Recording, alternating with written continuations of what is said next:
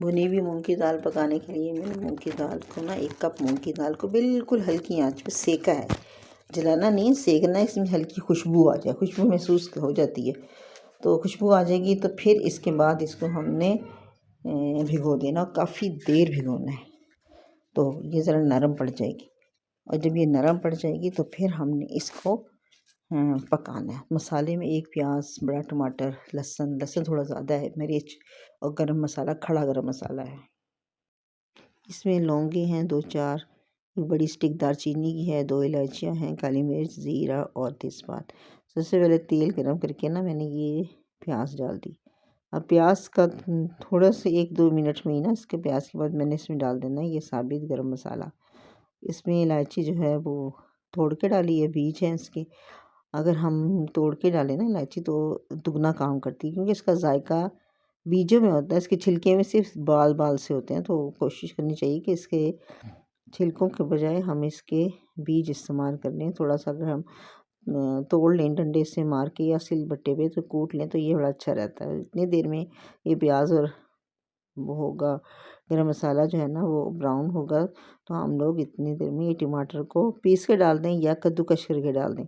मैंने कद्दूकस कर लिया। अब इसी टमाटर में मैंने डाल देने मसाले।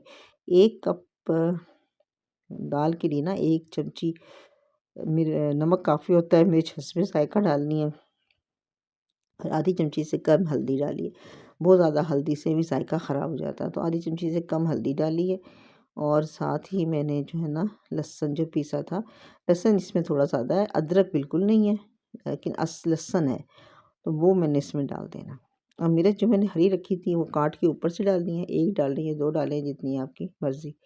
अब ये मसाला और लहसुन, नमक, मिर्च, हल्दी, टमाटर और लहसुन ये डाल के और हम इसकी करेंगे भुनाई यहाँ तक कि इसका तेल ऊपर आ जाए।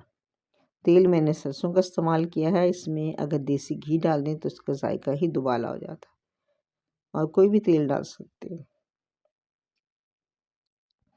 अब जब इसकी अच्छी तरह हम भुनाई कर लेंगे ना तो कुछ इस तरह की शक्ल निकल आएगी और ये तेल सारा इसके ऊपर आ गया। थोड़ा सा इसमें मसाले में पानी हमने रखना है और उसी पानी में, पानी इसमें कम डालता है, इस पानी में देख लें कि ये पूरा होता है या नहीं। अगर नहीं तो बिल्कुल थोड़ा सा पानी इसमें डालना है, क्योंकि दाल जो ये भुनी हुई दाल पकती है ना, इसको खड़ा रखना होता है, इसको बिल्कुल गलाना, हलवा नहीं करना होता। तो इसलिए इसमें थोड़ा पानी डलता है ताकि बस ये दम से आ, जैसे चावल आते हैं दम पे, इस तरह के ये दम पे आ जाए। बस इसे मैंने पकने रख दिया। मैंने इसे राइस कुकर में डाला है।